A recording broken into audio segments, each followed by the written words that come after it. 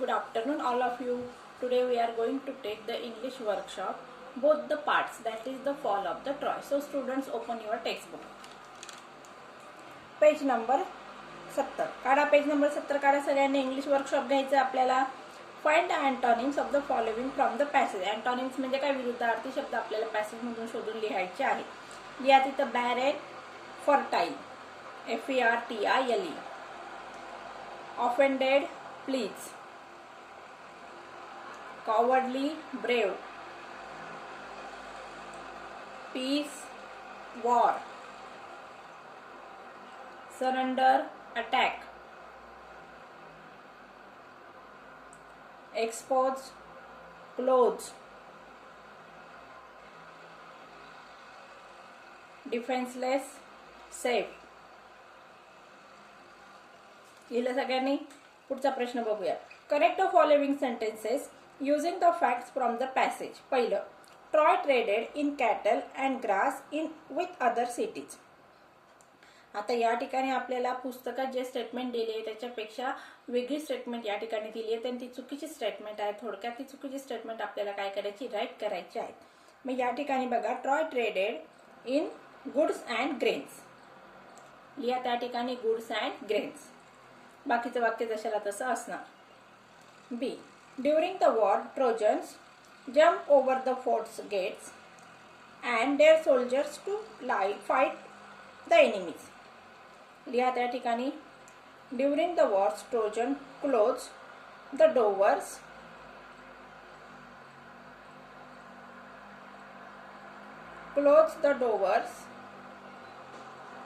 the fort gates and the soldiers to fight with their enemies. तिसरं बघा, would close आहे त्या ठिकाणी. काय थोडक्यात? Would close.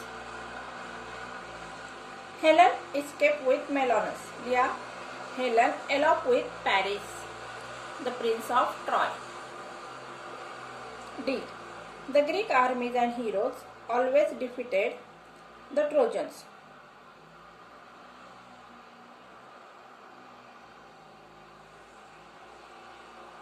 या ठिकाणी बघा, the Greek आर्मीज and heroes always defeat करत होते का? नाही. तर दोघीकडून काय होत होतं? समान इच्छावर सैनिक मरत होते. बघा या ठिकाणी मग काय लिहिणार आहे तुम्ही?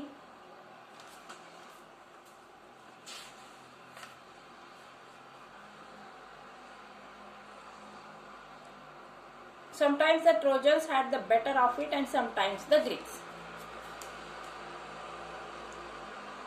E, both the enemies were eager to continue the fighting. Eager होते का both enemies? नाही. मग लिहा त्या ठिकाणी बघा, the Greeks were longing to see their homes again and the Trojans were tired of being shut up in their city. लेसनचा जो शेवट आहे त्याच्या खालतून तिसरी लाईन आहे बघा त्या ठिकाणी. F, Troy was attacked because it was a strong Greek city. लिहा उत्तर त्याचं. Greek wanted to take revenge on Troy for the wrong done to their king Menelaus. तिसरा प्रश्न आहे बघा, state the counter action for the following action. Counter action म्हणजे काय? ही कृती केल्यानंतर त्याचा काय परिणाम होईल आणि समोरची व्यक्ती काय प्रतिक्रिया करणार किंवा कुठले ऍक्शन घेणार त्यावर ते या ठिकाणी काउंटर ऍक्शन मध्ये येत असतं. Helen eloped with Paris. Counter action लिहा. Greeks wanted to take the revenge on Troy. They sailed and laid a siege to Troy. लिहा second. Greeks sailed to Troy and attacked it. लिहा उत्तर त्याचं. The Trojans fought hard and the siege continued for 10 long years. तिसरं, Hector was killed by Achilles. लिहा त्याचं उत्तर. Achilles was killed himself by a poisonous arrow. Achilles was himself killed by a poisonous arrow. D, the siege continued for 10 long years. लिहा The Trojans were tired of a wall as well as being shut up in the city, while the Trojans strongly desired to go their homes. E. The fighting went on daily. The war did not end. The Greeks could not take the city and the Trojans could not force the Greeks to sail away. आता या ठिकाणी चौथा प्रश्न आहे बघा. From either of two our Indian epics, find out which battle war lasted longest.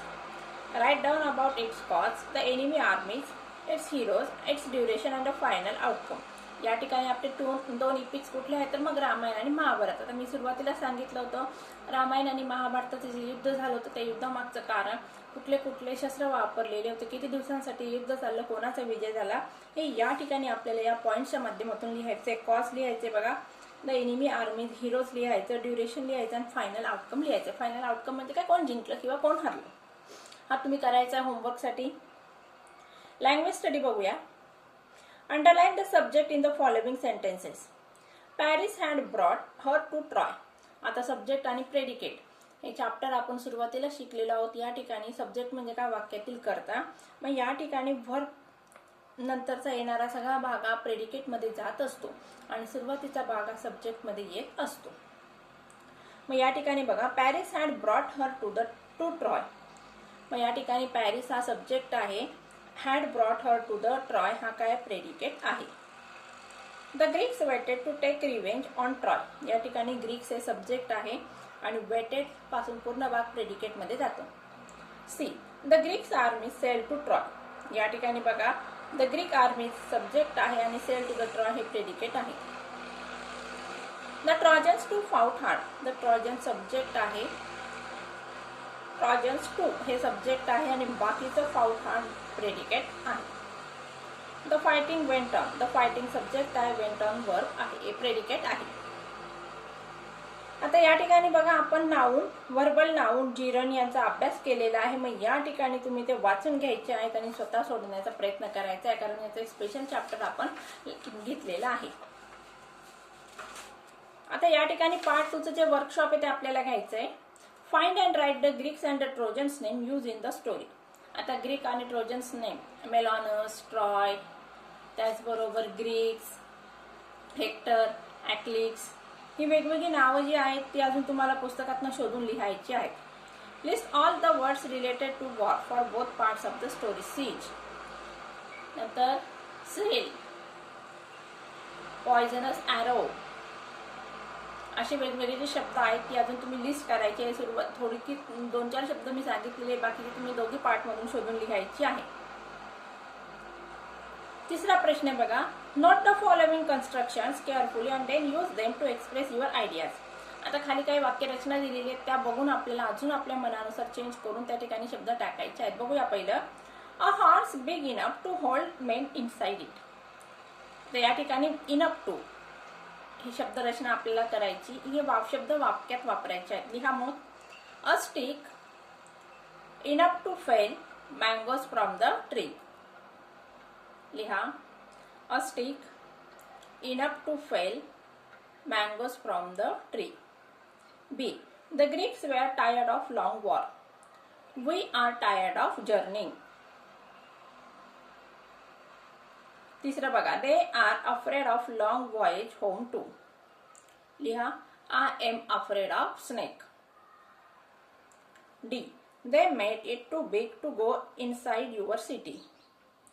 लिहा मग, the man was too old to walk. E. They were so excited that they paid no attention to his words. लिहा, the bag was so heavy that I couldn't carry it. आता पुढचा जो प्रश्न आहे chronological ऑर्डरचा, तो तुम्ही स्वतः करायचा आहे. या ठिकाणी नंबर्स द्यायचे आहेत, म्हणजे या लेसन मध्ये घटना ज्या क्रमाने झालेल्या आहेत त्यानुसार त्या घटनांचा नंबर तुम्हाला त्या ठिकाणी द्यायचा आहे. आणि त्याचबरोबर बघा विद्यार्थ्यांना, आपण मेन क्लॉज कुठला आणि त्याचबरोबर सबऑर्डिनेट क्लॉज कुठला, हे क्लॉजच्या चॅप्टरमध्ये हे आपण ग्रामर्सच्या ऍक्टिव्हिटीज संपूर्णतः समजून घेतलेल्या आहेत. आता या ठिकाणी मी तुम्हाला जे लिहून दिलेलं आहे किंवा या ठिकाणी समजावून सांगितले तुम्ही तुमच्या वहीमध्ये नोट डाऊन करायचं आहे. अशा प्रकारे आपण लेसन जो आहे the fall of the Troy याचं वर्कशॉप या ठिकाणी कंप्लीट केलं आहे. तर येणाऱ्या नेक्स्ट लेक्चरमध्ये आपल्याला पुढचा लेसन कंप्लीट करायचा आहे. So friends, take care and good bye.